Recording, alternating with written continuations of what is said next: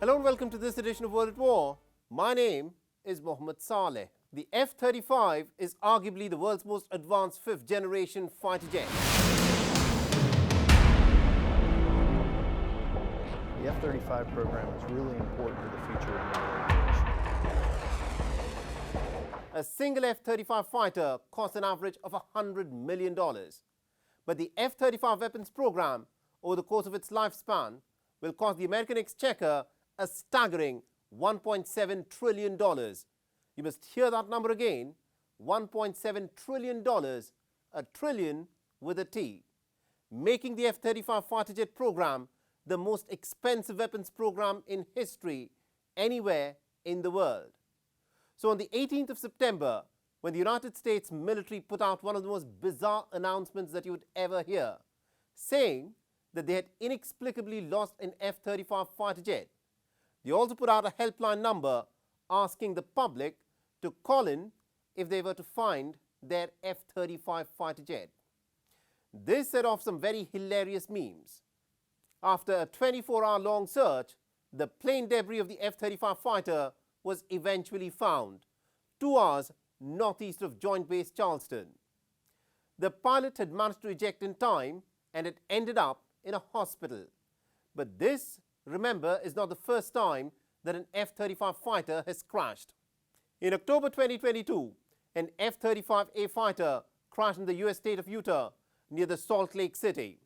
The crash resulted in an 8 to 10 acre bushfire, while the pilot managed to eject from the aircraft and was discharged after some minor treatment. In January 2022, a U.S. Navy's F-35C experienced what was described as the landing incident on the deck of the Carl Vinson aircraft carrier in the South China Sea. The video and the photograph of the world's most advanced fighter jet flopping around in the waters of the South China Sea caused a lot of embarrassment. A pilot error was blamed for the incident, and the U.S. Navy eventually salvaged the wreckage more than a month later. At the moment, there are a total of 17 nations around the world that are a part of the F-35 fighter jet program, while the United States, the United Kingdom, Italy, the Netherlands, Australia, Norway, Israel, Japan and South Korea have an operational fleet of the F-35s. Since September 2017, there have been a total of 11 crashes involving the F-35 fighter jets.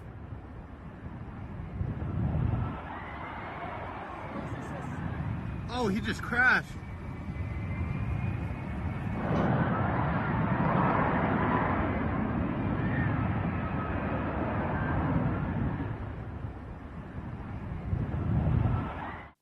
Make no mistake about this, despite its failures, the F-35 is still a very capable aircraft. The F-35 has a wing area of 43 square meters. It has a maximum takeoff weight of 31,750 kilograms. The F-35 can reach a top speed of 1.6 Mach, besides having range of over 2,800 kilometers. But it is in the armaments that it can carry that the F-35 really shines. The F-35 has 4 internal stations and 6 external stations on wings to carry a whole host of air-to-air, air-to-surface and anti-ship missiles. The fighter is also fitted with some of the best avionics on a combat aircraft. But the crippling costs and certain technical deficiencies have turned the F-35, even within US Air Force's internal assessments, into a bit of a failure. The F-35 was designed to be a single aircraft that can do many things, but instead it is now being dubbed as a jack of all jets, a boondoggle that is draining the money of the American exchequer. Only China and Russia are the other 2 nations that can boast of a 5th-generation fighter jet. The Chinese J-20 on the spec sheet is impressive. With a wing area of 73 square meters, the J-20 fighter jet has a maximum takeoff weight of 37,000 kilograms. The J-20 can hit a maximum speed of Mach 2. It has a maximum range of 5,500 kilometers with 2 external fuel tanks. The fighter has a maximum weapons capacity of 11,000 kilograms. A whole host of different missiles can be deployed, including several types of air-to-air missiles of varying ranges. The J-20 is also equipped with what are known as anti-radiation missiles, through which the fighter jet can detect and destroy enemy radars jammers, and radio devices. A single J-20 fighter jet is estimated to cost about $120 million.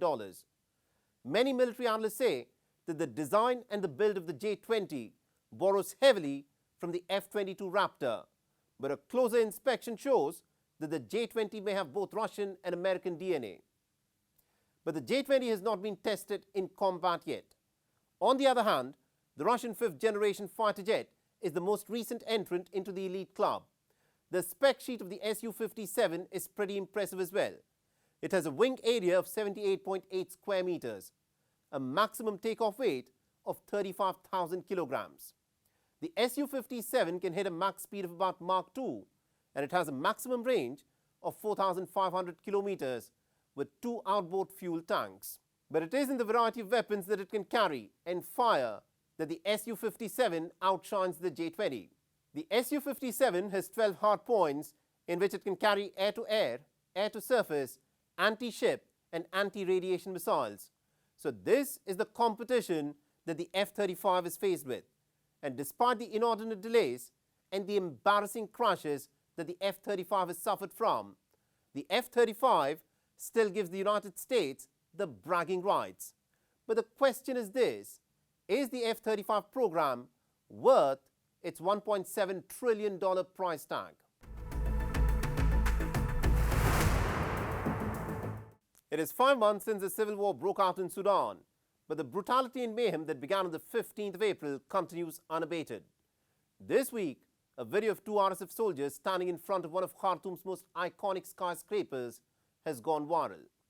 The skyscraper that towers over the Nile River has been reduced to a smoldering shell. The fact that cultural heritage sites of Sudan were being reduced to rubble in the Sudanese civil war is no secret. But what is new is the scale of the devastation that has come to light. At the same time, the street fighting in Sudan is also fast becoming a theater of a proxy war between the Wagner mercenaries and the agents of the Ukrainian intelligence agencies. Now, you may wonder, what role do Russia and Ukraine have to play in the civil war in Sudan? In our next report, we get you the details of how Ukraine is trying to crush the Wagner mercenaries inside Sudan. This video from the 17th of September is from the Sudanese capital Khartoum. 2 RSF soldiers with their guns rested on their shoulders accuse the Sudanese National Army of using air power to bomb civilian locations.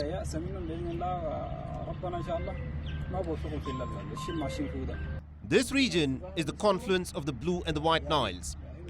Until some months back, was the hub of Khartoum's financial district. In a recorded speech put out by the RSF militia chief General Dagalo, he's warned that Sudan is again headed for yet another partition. So as the 2 generals battle it out for supremacy, the common people are the ones who are caught in a meat grinder. Driven out from their homes, they've pitched temporary tents along the border with Chad. In West Darfur, the civil war has again acquired a tribal and ethnic dimension. The non-Arab Masalit people are facing the brunt of violence here. From the beginning of the conflict, the Russian Wagner militia has been actively aiding the RSF paramilitary group of General Dagalo. And now, a series of drone attacks on Wagner assets in Sudan is raising some very uncomfortable questions. Take a look at this dramatic video shot using a drone. Experts have geolocated this strike to have taken place on the Shambat Bridge, which connects Omdurman and Khartoum. In the last fortnight, a series of such drone attacks in Sudan have taken everyone by surprise. The tactic of drones swooping down directly onto the target has so far been unusual in Sudan and the wider African region. Interestingly, Ukraine has not directly claimed these attacks, but top sources within the Ukrainian military have admitted that attacks on Wagner militia in Khartoum and Omdurman are the handiwork of non-Sudanese military. The Sudanese National Army insists that it has no information on these attacks, while the Americans have refused to comment on the new drone tactics that are being witnessed. This video shot using a night vision camera is purportedly of foreign fighters conducting a raid on a building in Omdurman.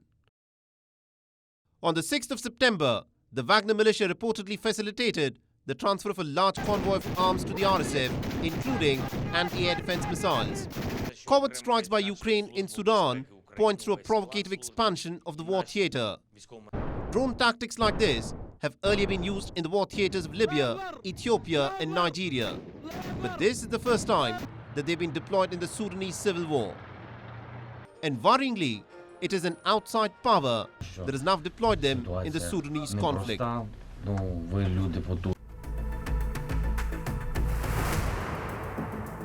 3 years after Baku went to war with Yerevan over the contentious Nagorno-Karabakh region, it launched an anti-terrorist operation on the 19th of September. Baku cited systemic shelling of the Azerbaijani positions by the Armenian separatists in Nagorno-Karabakh, the continued mining of Azerbaijani territories, and also the troop build-up by Yerevan for launching the operation.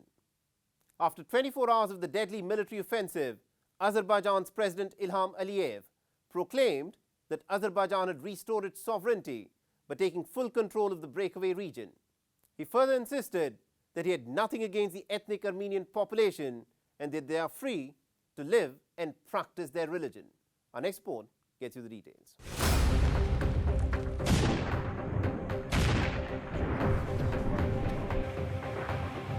Nagorno-Karabakh has been at the center of a decades-long territorial dispute between the Caucasus' arch foes Armenia and Azerbaijan. 2 wars have been fought over the mountainous territory in the past 3 decades. Home to about 120,000 ethnic Armenians, the disputed region came under the control of ethnic Armenian forces in separatist fighting that ended in 1994. Substantial territory around the Azerbaijani region was also taken under control by the Armenian forces. But Azerbaijan wrested control of the surrounding territory in a 6-week war with Armenia in 2020. A Russian-brokered armistice that brought an end to the war left Nagorno-Karabakh's capital, Stepanakert, connected to Armenia only by the Lachin corridor. The 5-kilometer-wide Lachin corridor is policed by the Russian peacekeepers, ensuring free passage between Armenia and Azerbaijan. The corridor was blockaded last December by Azerbaijan, and tensions have escalated frequently since then. On Tuesday, Baku launched an anti-terrorist operation in Nagorno-Karabakh, hours after blaming Armenian separatists for the death of 6 Azerbaijanis killed by mine explosions in Nagorno-Karabakh.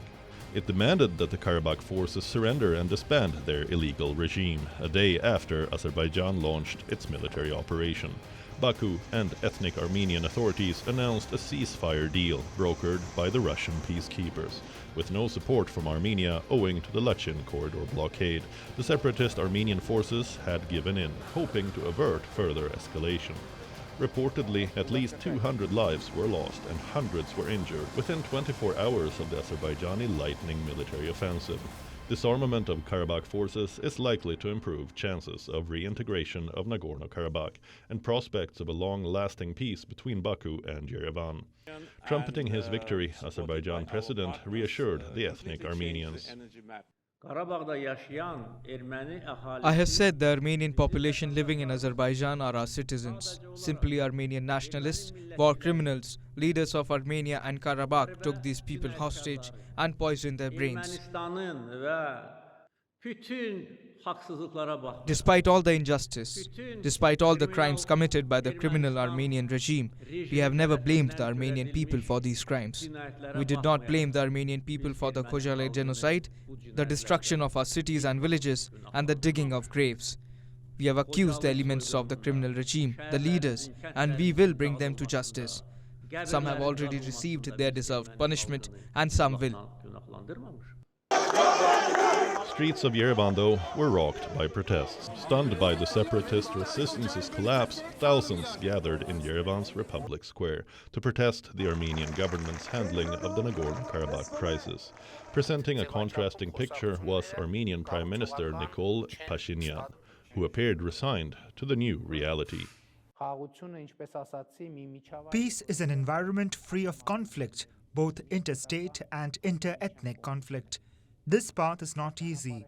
It involves external and internal shocks, but we must walk it for the sake of independence, for the sake of the state, for the sake of the future. First talks between Armenian separatists and Azerbaijan on integration of breakaway Nagorno-Karabakh took place on Thursday. The talks, lasting close to 2 hours, took place in the Azerbaijani town of Yevlak. The separatists' capitulation has provided a major victory to Azerbaijan President Ilham Aliyev in his quest to bring the Nagorno-Karabakh region back under Baku's control. Will the talks usher in a new era of peace in the South Caucasus? It is too early to tell, but the first signs are positive.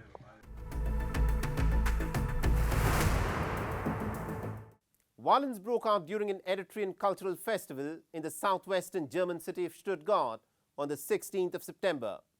Over 200 Eritrean opposition supporters were detained after they tried to disrupt the festival organized by several groups considered close to the government of the Eritrean president Isaias Afwerki. Reportedly, at least about 26 German police officers suffered injuries in the Saturday riot. Eritrea, which broke away from Ethiopia in May 1991 and formally declared independence in May 1993, has been ruled with an iron fist by Isaias Afwerki since then. A one-party state with a highly militarized society, Eritrea has been ranked even lower than North Korea in terms of press freedom by Reporters Without Borders. Tens of thousands have fled Eritrea, alleging mistreatment by the oppressive regime. Our next report gets you more details. The East African nation of Eritrea has often been dubbed as the North Korea of the continent.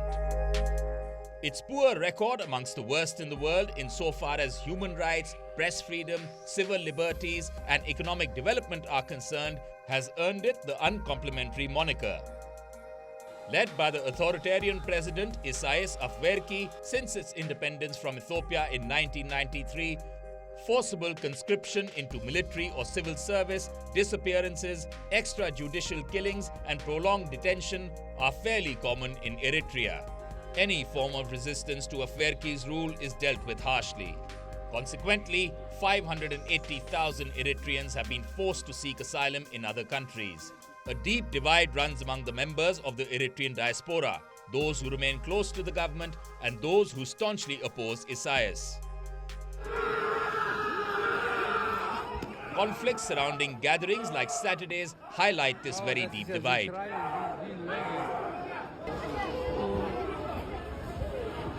Around 200 protesters gathered before the cultural event was scheduled to begin, threw stones, bottles, and other items at police officers and participants of the pro-Isaias gathering.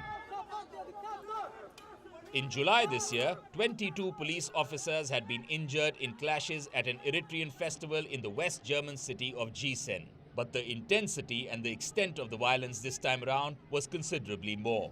Nearly 300 police personnel had been deployed at the scene who found themselves caught in the massive violence between these opposing groups. To rein in the rioters, hundreds of Eritrean opposition supporters were taken into custody. We detained about 170 people in the course of the afternoon. These people are now being processed by the police. That is, their identities are being established and they are also being treated for identification purposes and are being issued with a ban or restraining order. They will have to leave this area. Saturday's protests were the latest in a sting of unrest and chaos surrounding Eritrean cultural events in Germany and elsewhere. Earlier this month, clashes between Eritrean government supporters and opponents in Tel Aviv were one of the most violent street conflagrations in the city's recent history. Clashes in Tel Aviv prompted Israeli Prime Minister Benjamin Netanyahu to announce plans to deport the Eritrean asylum seekers. And last month, a 3-day Eritrean cultural festival in Toronto was cancelled after clashes erupted between Eritrean regime supporters and opponents. These protests over festivals celebrating 30 years of Eritrea's independence from Ethiopia have once again brought to the fore the deep divide among the Eritrean diaspora.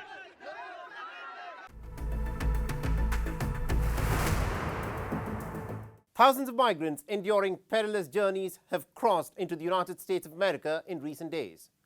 The dramatic increase along the border, most notably in San Diego, California, and the Texan cities of El Paso and Eagle Pass, marks an inflection point. But the question is this: why are these migrants making their way into the United States? Our next report gets you more details. The United States-Mexico border was declared the world's most dangerous land route for migrants last year. Nearly 700 died or went missing, according to the United Nations Migration Agency. Despite the alarming statistic, there has been a surge in migrant crossings since late August. A period of lull had followed the end of Title 42 on the 12th of May this year. On the 20th of September, the border town of Eagle Pass in Texas declared a state of emergency after nearly 6,000 migrants crossed the Rio Grande River from Mexico into the town of nearly 28,000 people in barely 2 days. Consequently, border crossings were closed in Eagle Pass and El Paso in the state of Texas, as well as in the city of San Diego. With few options available and hoping for a crossover into a better life, hundreds of migrants arrived at the southern United States border on Thursday. We want to cross the United States for a better future. The journey has been very difficult. We have been mistreated, we have been hungry, and we have suffered. The children are tired, but we are going with the glory of God. We will cross the border so that we can do well, because our country is already damaged. Earlier this week, on Tuesday, Ferromex, Mexico's biggest rail operator, had halted 60 freight trains after a surge in the number of deaths and injuries sustained by US-bound migrants traveling clandestinely on these trains. The dangerous practice has continued for years, often leading to death or serious injury from these perilous train journeys. Even worse is the fate of migrants transported by road, wherein they are crammed into trucks without adequate ventilation. Though one of the quickest, it is one of the most dangerous methods used by people smugglers. According to the International Organization for Migration, more than 8,200 migrants have died or disappeared in the Americas since 2014. It isn't that the Biden administration is sitting idle. Temporary protected status has been granted to thousands of migrants. An additional 800 active duty military troops have been dispatched to the border to help the 2,500 National Guard members already stationed there. And now, the Biden administration has asked Congress for $4 billion in emergency funding. But will it be enough to secure the border and build a safe, organized and humane immigration system? With that, it's a wrap of this edition of World at War. And if you want to reach out to me with any comments, feedback or suggestions, feel free to do so on the ID that you're looking at on your screens. I'm your host, Mohammed Saleh, and I'll see you again next week.